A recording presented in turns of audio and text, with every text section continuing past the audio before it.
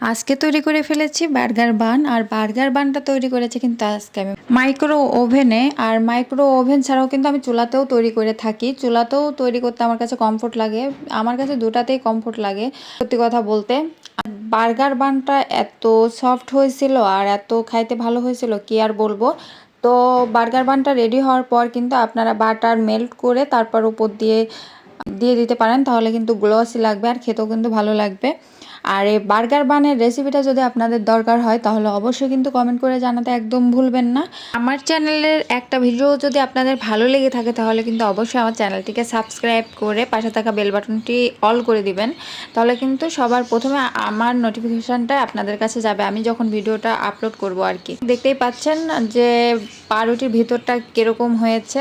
সবাই ভালো থাকবেন, সুস্থ থাকবেন, আমার জন্য দোয়া করবেন, আমার ফ্যামিলির জন্য দোয়া করবেন। আর নেক্সটে আরো ভালো ভালো ভিডিও আসছে, সবাই দেখার জন্য ওয়েট করেন। আজকের ভিডিওটা এখানে শেষ করছি। আল্লাহ হাফেজ সবাইকে।